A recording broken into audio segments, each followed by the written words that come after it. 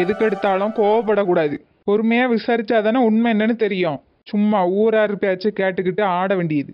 எல்லாரும் அவங்கவுங்க இஷ்டத்துக்கு இருக்காங்க, அப்ப நானும் என் இஷ்டத்துக்கு தானே இருக்கணும். இப்ப யார் அவங்க இஷ்டத்துக்கு இருந்தது? ஏன் காதலிக்கிறத பெத்த அம்மா கிட்ட சொல்ல முடியாதா? நாங்க என்ன வேண்டான்னா போயிட போறோம்? உங்க இஷ்டத்துக்கு காதலிச்சு கல்யாணமும் பண்ணிக்கிட்டீங்க. இப்ப வீட்டுக்கு வந்ததுக்கு அப்புறமா நான் என் இஷ்டத்துக்கு தான் இருப்பேன்னா அது எப்படி முடியும்? அதெல்லாம் நடந்து முடிஞ்சது. அதை பத்தி எதுக்கு பேசணும்? பேச வேண்டிய கட்டத்துல பேசிடணும். அவ எது பண்ணாலும் நல்லதுதான் பண்ணியிருப்பா. இப்பமே பொண்டாட்டிக்கு இவ்வளவு வக்காலத்து.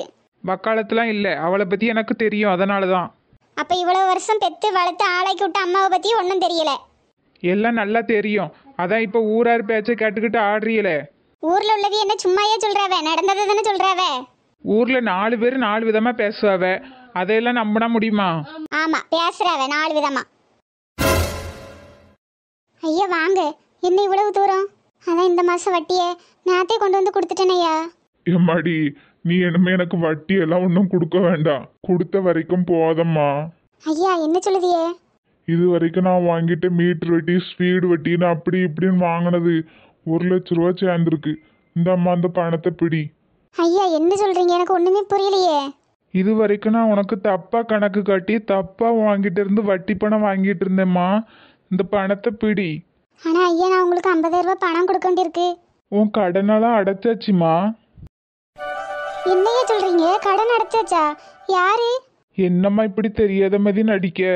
ஐயா சத்தியமா நீங்க சொல்றது எனக்கு எதுவுமே புரியல. ஏன் கடன் அடைக்கிறதுக்கு யார் வந்தா?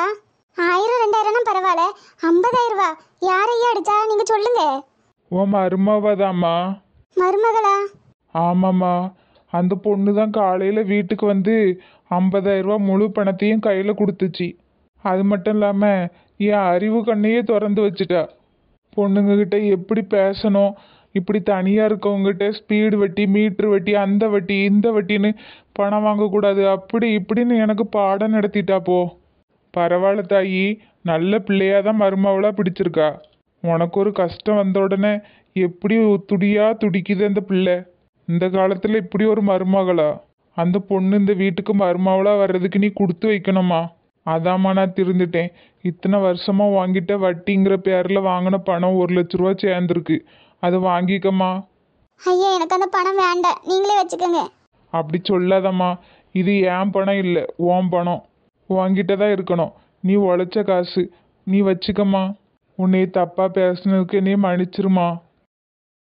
அழாதீங்கம்மா, நான் தான் சொன்னேன்லம்மா, அவள் காரணம் இல்லாமல் எதுவும் பண்ணியிருக்க மாட்டா. நான் தான் தப்பு பண்ணிட்டேன். அந்த பிள்ளையை புரிஞ்சுக்காம இந்த பேச்சு பேசிட்டு வந்துட்டேனே. ஐயோ அந்த பிள்ளை மனசு எவ்வளோ கஷ்டப்பட்டிருக்கோம். வந்து 1 மாசம் தான் ஆகுது. என் கஷ்டத்தை புரிஞ்சுக்கிட்டு என் கடன் அடைச்சிருக்காளே, அவன் எனக்கு குலதெய்வம். இது கூட தெரியாம தற்கூரியா போயிட்டேனே. நீ சொன்ன மாதிரி ஊரார் பேச்சு கேட்டு நடந்துக்கிட்டது தப்புதான். அழாதீங்கம்மா, அதான் எல்லாம் சரியாயிட்டலா. எப்படி அழாம இருக்க முடியும்? அந்த பிள்ளைய அந்த பேச்சு பேசிட்டு வந்துட்டேனே. கடவுள் இதை என்ன மன்னிக்கவே மாட்டாரு. ஏம்மா, நீங்க என்கிட்ட பேசிட்டீங்க. நானே யார்கிட்டயும் பேசல. அப்படியா? அப்ப இப்ப அழுது என்கிட்ட பேசினது யாரு?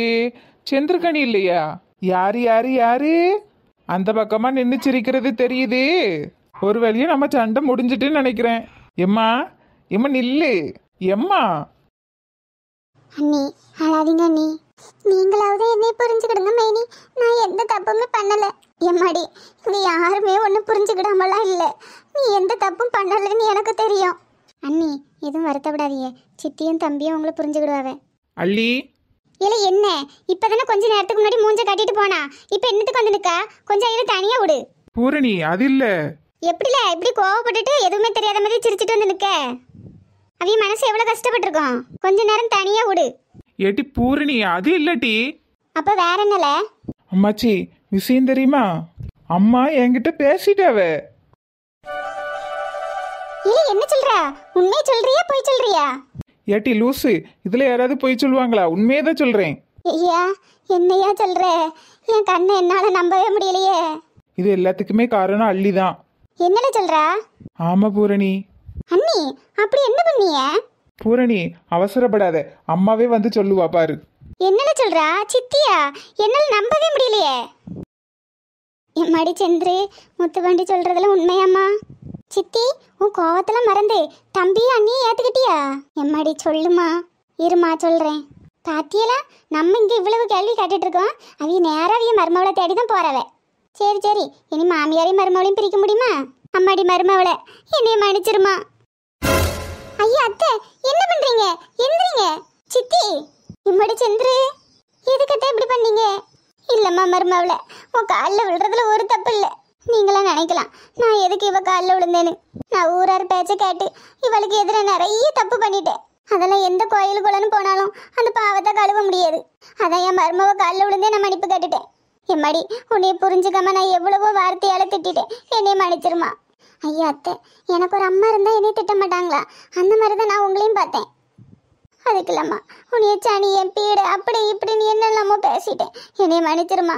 பரவாயில்லத்தை, நான் அதெல்லாம் மறந்துட்டேன். திரும்பவும் ஏன் ஞாபகப்படுத்துறீங்க? ஏம்மா, மருமவ அடகு கிடைக்க அவ செயின் அடகு வைக்கதாம்மா போயிருக்கா. செயினா? என்னம்மா சொல்ற? ஆமாம்மா, அவ செயின் அடகு வச்சு என் கடன் அடைச்சிருக்காம்மா. இது கூட புரிஞ்சுக்காம அவளை கண்டபடி பேசிட்டேனே. ஐயா அத்தை, அதெல்லாம் ஒன்றும் இல்லை அத்தை. உங்கள் கடனும் எங்கள் கடனும் பிரித்து பார்க்காதீங்க, அது நம்ம வீட்டு கடன் தானே. இப்போதாம்மா எனக்கு எல்லா உண்மையும் தெரிய வருது. இப்போ தான் அந்த முருகேசன் ஐயா வந்து சொல்லிட்டு போனாருமா, இவ்வளவு நாள் நம்மக்கிட்ட வாங்கின வட்டி பணத்தையும் திரும்ப கொடுத்துட்டாருமா. எம்மாடி, என்னம்மா சொல்கிற? ஆமாம்மா, இவ்வளவு நாள் நம்மக்கிட்ட தப்பாக கணக்கு காட்டி வட்டி பணம் வாங்கினதா சொன்னார். காலையிலேயே உன் மருமவ வந்து உன் கடன் அடைச்சிட்டாருன்னு சொன்னார். இந்த பணம் உங்களுக்கானது, நீங்களே வச்சுக்கிடுங்கன்ட்டு 1 லட்ச ரூபா கொடுத்துருக்காருமா. அப்படியே முருகா, என் குடும்பத்தை கண்ணை திறந்து பார்த்தியே, எனக்கு அதுவே போதும். அம்மாச்சி, இனிமே எல்லாமே நமக்கு நல்லதாக தான் நடக்க போகுது பாரு. மருமவளே, கிளம்பு மருமவளே. உன் செயினை போய் நம்ம திருப்பிட்டு வந்துடலாம். வேண்டாம் அத்தை, வேற ஏதாவது கடன் இருந்தால் அந்த பணத்தை வச்சு அந்த கடன் அடைங்க அத்தை. இல்லைம்மா, வேற கடன் நம்ம குடும்பத்துக்கு எதுவும் கிடையாது. நீ தியாகம் பண்ணதெல்லாம் போதும். மாமா உன் செயினை திருப்பிட்டு வந்துடுவோம். அல்லி, அதான் அம்மா கூப்பிடுறாங்கல்ல, கிளம்பு. சரிங்க மாமா. அண்ணி, அதான் சித்தி உங்ககிட்ட பேசிட்டாங்களே, அப்புறம் எதுக்கு மூஞ்சி இப்படி தொங்க போட்டு வச்சிருக்கீங்க? நல்லா சிரிச்ச மாதிரி வைங்க. சரிங்க மைனி. எப்பா, இப்ப அந்த வீட்டுல சந்தோஷமே இருக்கு. ஐயா சித்தி, நீ என்னமா அழுதுட்டு இருக்க கண்ணத்தோட? அப்புறம் என்ன, மாமியாரும் மருமகளும் ஒண்ணு சேர்ந்தாச்சு. இனி ஆனந்தம் ஆனந்த பாடும், தினம் ஆனந்தம் ஊஞ்சலில் ஆடும். பாட்டு பாடுங்க போட்டி. அப்படியே நானும் எல்லாருக்கும் ஒரு நல்ல விஷயம் சொல்லிடுறேன். என்னல, இந்த சிப்பாவை கழட்டிட்டு பேண்ட் சட்டைக்கு மாற போறியா? லூசு, அதெல்லாம் இல்லை. எனக்கு ஒரு கம்பெனியில் வேலை கிடைச்சிருக்கு. மாதம் 30,000 ரூபாய் சம்பளம். என்ன பாரு ஐயா, என்னையா சொல்ற? ஆமாம் அம்மாச்சி, நாளையிலேருந்து ஜாயின் பண்ண சொல்லியிருக்காவ. ரொம்ப நல்ல விஷயம் ஐயா.